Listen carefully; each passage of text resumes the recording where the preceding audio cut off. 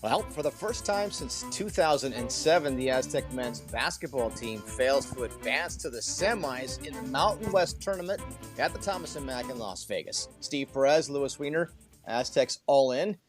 If you're a first-timer, this podcast is all in for San Diego State University Aztec Athletics. We say hello to Louis Weiner, who made the trip to Vegas, where the Aztecs are now officially all out. Yeah, hi, Steve. Interesting game. Aztecs played really well in the first half, but it was the end of that first half, and you'll talk more about that kind of turned the tide, and midway through the second half, they couldn't hit a bucket, couldn't grab a rebound, and that pretty much wrapped it up. There was a big contingent of Aztec fans there, and they were really pumped early on and early second half, but it kind of got quiet there toward the end as the Boise State fans hooped and hollered and walked away with the win. Yeah, unable to score on some final possessions late in this game, whereas the Broncos locked down on defense, credit to them, made rebounds, followed up their own misses with their own rebounds, and that's the name of that tune. We will chew on the chicken bones of Thursday's loss to Boise State, and then, like the team, wonder if their school will be called on Selection Sunday, eh? Yeah, the latest bracketology still has them in. Joe Lunardi, ESPN, despite the loss. So I think they have a pretty good chance of making it, but we'll have to wait till Sunday. That's correct. In the meantime, let's go ahead and recap this game. Aztecs in the white unis, red letters, black trim on CBS Sports Network. Boise State, the dark blue, white trim. Aztecs came into this one 21-8 with the number 4 seed, a 22-9 record for the Bronx, 5th seed. No one wants to go home. Both teams got real physical, and the refs let both teams play. And Louis, have I mentioned yet how tough it is to beat the same team 3 times in one season? The Wyoming Cowgirls learned that lesson on Wednesday night against the Aztecs women. And we haven't mentioned yet, Louis, but we might mention again, no Magoon Guath. He was suited up on the bench, but knee in a brace. Aztecs were denying the Broncos the inside game, which they prefer in this first half. On offense, the Aztecs playing with a pace and moving with a purpose. First half signature highlight, Miles Bird starts it off with a steal. Nick Boyd with the pass off the backboard. Pharaoh Compton grabs it off of there for the slam, but that was just one play of many by both sides. There was one other great offensive play in the first half where Jared Coleman-Jones missed an apparent slam dunk. And how does that happen? But Miles Bird chases down the miss. He will dish away McKinney III. I call him Dub Betray for 2. He's fouled in that play. It's a 3-point play. In the first half, with 5:14 left, Miles Bird drops a 3, and there it is. That's the high point late in the half when the Aztecs built an 11-point lead. It was 28-19 at that point. A timeout Boise State with 5:15 in the half. Boise State, quick to answer, though, out of the timeout. A rare 3 by Pearson Carmichael late in the clock. The Aztecs hit an offensive lull. Boise State claws its way back. B.J. Davis, Tyson Degenhart trade threes inside of 2 minutes left. And then with 9 ticks on the clock, Alvaro Cardenas, a clutch step-back 3. He makes it a 5-point game at the half. And still, the Aztecs are up 33-28 with CBS Sports catching up to Coach Dutcher to ask about those late threes. We're playing really good defense. I mean, Degenhart and Cardenas, first and second team all-conference players, bounced up, made hard shots. We guarded them, we contested them. That's all we can ask. In that moment, Dutcher said the second half would come down to rebounding and toughness. That's all you can ask. Boise State led the first half on the boards, 18-15, and that led to 7 second-chance points for them. The Aztecs have the better bench, 13 off the bench compared to Boise's 4. A whopping 18 points in the paint for the Aztecs to Boise State's 4. But college basketball games are played over 40 minutes, and that's where this one was decided. Right, Louis? Well, Steve, you got that right. Second half did not start out great for the Aztecs, with Boise State scoring the first 7 points of the half to take a 35-33 lead, forcing Coach Dutcher to take a timeout just 2.5 minutes into the half. That is a rarity. And the Aztecs responded with Nick Boyd hitting back-to-back threes to put the Aztecs back in front, 39-35. Boyd was the high scorer for the Aztecs, finishing with 20 points on 6 of 12 shooting, and he was 3 of 5 from 3. But Boise makes it a 1-point game with an Alvarado Cardenas 3. And then, Steve, a huge play in the game. After a wild scrum in the middle of the court with both teams trying to grab a loose ball, Boise's Andromeda ends up with it, drives to the basket, crashing into Wayne McKinney for what looks like an easy charge call, but the ref calls it a block. And to make it worse, Meadow scored, hit the free throw, making it a 3-point play, giving Boise a 41-39 lead. Watching the replay, even the TV announcers thought it was a charge, and a high school ref who I talked to after the game looked at the video, and he said the ref wasn't in the right place and was blocked and couldn't even tell what happened, and he guessed. Who knows?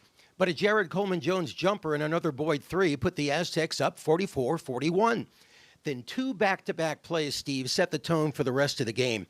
The Aztecs forced a 3 late in the shot clock. Boise missed, but Tyson Degenhardt grabbed the rebound and scored, 44-43 Aztecs. Then a minute and a half later, same thing. Another missed 3 late in the shot clock, but Meadow grabs the rebound and scores, giving Boise a 45-44 lead. And the key stat in the game is Boise grabbing 13 offensive rebounds and turning them into 18 points.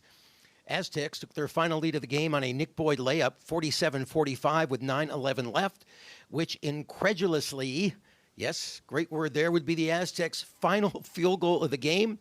Steve, the end was ugly. Aztecs went 0 for 9 from the field the rest of the way, just one of their last 12, and scored just 1 point in the final 4:22. Final score 62-52.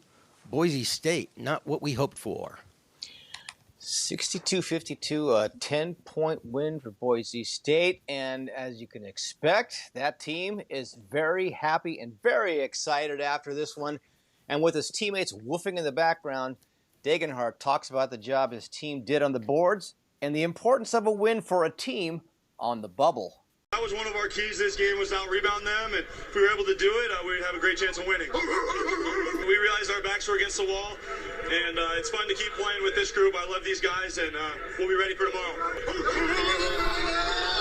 Puzzled Lewis by the woofing in the background. Is it the Boise State Broncos or the Boise State Woofers? I mean, if they're the Broncos, shouldn't it be nah, nah? That is a very good Broncos impression. Yes, Steve, after the game, it wasn't all bad for Coach Dutcher, who after the game talked about a personal highlight for him, but he also talked about the rebounding efforts by the Broncos and how the Aztecs just didn't really have a chance since they couldn't grab the boards. Thoughts on today are, right before tip, I had my 3rd granddaughter born back in San Diego, so I'm happy about that. At least something makes you happy. The game, if I were just to read the numbers, defensively, our opponent shot 33% from the field and 27% from 3. I think we'd have a pretty good chance to win. But the thing we put on the board before the game and the thing we said at halftime had to happen is we had a rebound. Because San Diego State and Boise always comes down to rebounding. And I think that's the key to the game. Their second chance opportunities were the difference in the game. And we didn't get enough of them. So we missed shots and didn't get second chance opportunities, and they missed shots and found ways to run down long rebounds. You shoot 43s, there are going to be a lot of long rebounds. So then it's just try to beat them to that rebound, run it down, get there before they get there. And there were some around the glass we didn't get. But at the end of the day, it came down to rebounding, and that was the difference. So it's sit and wait now for the Aztecs until Sunday, Selection Sunday, to find out if their name will be called for the NCAA tournament. And given the expectations, both Nick Boyd and Jared Coleman-Jones were asked if it would be a failure if they didn't make the NCAA tournament. I wouldn't say it's a failure. I mean, you can ask a bunch of teams around the country how hard it is to play postseason basketball. Like, that's not an easy thing. I mean, obviously, like you said, the program throws around postseason basketball like it's nothing. But if you ask a bunch of teams around the country, it's not easy to play postseason basketball. So for the group we have, our talent, we're talented enough to be in the tournament, whether in the NIT or the March Madness tournament. I'm going to be happy and I'm grateful to have the opportunity to continue to have more games with this team and keep building to something special. Let's go right here. Yeah, it's definitely it's definitely I'm grateful to be able to be considered for any postseason. But at the same time, though, I wouldn't call it a failure. I think it's all about perspective. Once again, we have a really young team, but at the same time, guys are growing. You can throw Heidi in there, you can throw BJ in there. Guys have really stepped into their roles and grown and are playing way better and doing better things. So it's like, I wouldn't call it a failure, but at the same time, it was a goal, and hopefully we can still get in there. So at this point, Lewis, my only question for you is this. Was it a bad loss? Well, to the fans, it was. I think metrics-wise, not really. I think the Aztecs are going to be in. Don't mark my word for it, but Joe Lunardi had them as the first four before the Boise game, and he did not change their spot after the loss. So I think it they're may in. depend on. Sorry, Lewis, didn't mean to interrupt there. That's okay. It may depend upon how other so-called bubble teams perform. If they exceed, say Boise State makes it all the way to the championship and then wins, then you've got three good teams, one with an automatic bid, but you also have Utah State and New Mexico, who also deserve bids over the Aztecs, clearly by their performance in the regular season.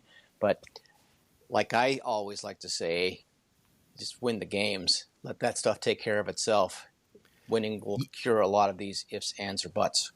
Yeah, with that concern, then Aztec fans want to hope that either New Mexico or Utah State win the Mountain West tournament because they are probably already in anyway. But you're right, if Boise or Colorado State can win the Mountain West, then could that knock out San Diego State?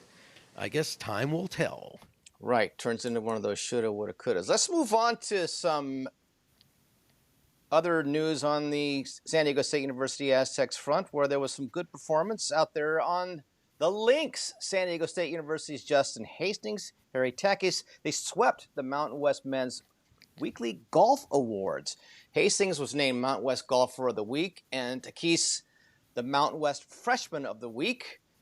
And that was for their performance in the R.E. Lampkin Classic Monday and Tuesday at the San Diego Country Club. They finished at minus 43 for the tournament.